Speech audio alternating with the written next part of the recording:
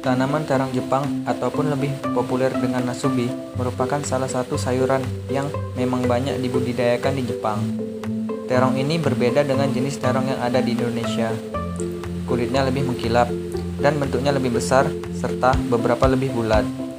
Selain itu, terong Jepang nasubi ini memiliki daging yang agak lebih tebal, sehingga terlihat seperti buah yang rasanya enak. Sara tumbuh. Seperti halnya terong lokal, terong Jepang juga dapat tumbuh di berbagai tempat, dari dataran rendah hingga ketinggian 1000 mdpl.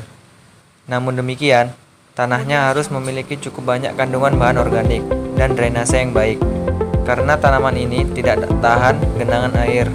Selain itu, untuk mengoptimalkan pertumbuhannya, sebaiknya pH berkisar 5-6. Yang kedua, pengolahan tanah. Lahan untuk penanaman nasubi perlu diolah terlebih dahulu, paling tidak 2 minggu sebelum ditanami. Setelah lahan dicangkul dan dibersihkan, campurkan tanah dan pupuk kandang dengan perbandingan 2:1. Setelah itu, dibuat bedengan dengan panjang sesuai kondisi lahan. Jika ditanam pada musim kemarau, jarak tanam dapat dirapatkan dengan menanami 2 baris tanaman pada setiap bedengan. Karena itu, lebar bedengan pada musim kemarau bisa berukuran 1-1,2 meter. Sedangkan jika musim hujan, tanaman dijarangkan. Jadi, bedengan selebar 0,5 meter untuk 1 baris tanaman. Hal ini dimaksudkan agar sinar matahari dapat lebih leluasa mencapai setiap bagian tanaman. Tinggi bedengan sekitar 40-50 cm dan jarak antar bedengan 30-40 cm yang akan berfungsi sebagai saluran drainase. Setelah selesai, bedengan dapat diberi mulsa jerami. Setelah itu, dibuat lubang-lubang tanam dengan jarak dalam barisan 60-70 cm. Jika bedengan dibuat untuk baris ganda, buatkan lubang antar barisan dengan jarak 70-80 cm. Setiap lubang dimasukkan pupuk kandang sebanyak 0,5-1 kg agar tanah cukup bahan organik. Setelah itu, bedengan siap ditanami. Yang ketiga, penyiapan bibit. Benih terong Jepang merupakan benih hibrida. Oleh sebab itu, petani biasanya mendapatkannya dari supplier benih atau toko-toko pertanian. Sebelum ditanam di lahan, benih tersebut sebaiknya disemai dulu. Ada beberapa cara penyemaian yang sering dilakukan petani. Ada yang menyemai di bedeng semai berukuran lebar 0,8-1,2 meter dengan panjang sekitar 2-3 meter. Ada pula yang menyemai dalam polybag berukuran 5 cm x 7 cm. Media semai yang sering dipakai berupa campuran pupuk kandang dan tanah dengan dosis 1:2. Dapat juga ditambahkan furadan dengan dosis secukupnya. Biasanya benih akan berkecambah setelah seminggu. Pada umur 10-15 hari, bibit disemprot dengan pestisida dan JPT untuk menghindari penyakit, persemaian, dan merangsang pertumbuhan. Setelah bibit berumur 20 hari atau berdaun 3-4 helai dengan tinggi sekitar 15 cm, bibit dapat dipindahkan ke lahan. Penanaman dan pemeliharaan. Pada saat bibit ditanam, setiap lubang diberi campuran urea, TSP, KCl, dan NPK dengan perbandingan 2:1:1:1.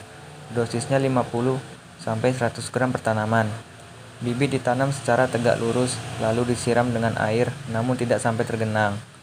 Untuk menjaga tanaman tumbuh tegak, batang tanaman diikatkan pada ajir setinggi 1-1,2 meter yang telah dipasang pada saat bibit ditanam. Sekitar 20 hari kemudian, tanaman diberi pupuk buatan lagi dengan jenis dan dosis yang sama. Lalu setelah 15-20 hari, dipupuk lagi dengan pupuk yang sama. Setelah itu, 20 hari sekali dipupuk dengan NPK. Perawatan lain seperti penyiangan dan pendangiran dapat dilakukan bersamaan dengan pemupukan tanaman. Namun bila dirasa perlu, penyiangan dan pendangiran dapat dilakukan lebih sering. Yang kelima, hama dan penyakit terong Jepang. Seperti halnya tanaman sayuran lain, terong Jepang juga tidak pernah luput dari gangguan hama dan penyakit. Karena itu, untuk mencegahnya, petani Cipanas sering melakukan penyemprotan pestisida sejak tanaman di bedengan berumur 10 hari.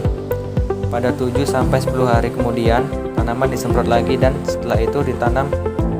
Tetap disemprot pestisida secara rutin setiap 7-10 hari, tergantung intensitas serangan. Biasanya mereka menggunakan campuran insektisida, fungisida, dan pupuk daun atau JPT dengan dosis yang sesuai anjuran. Pada umur sekitar 3 bulan, Setelah tanaman mulai berproduksi, dapat juga disemprot dengan perangsang buah seperti Gandasil B atau Atonik untuk menjamin kualitas buah. Yang keenam, panen dan pasca panen.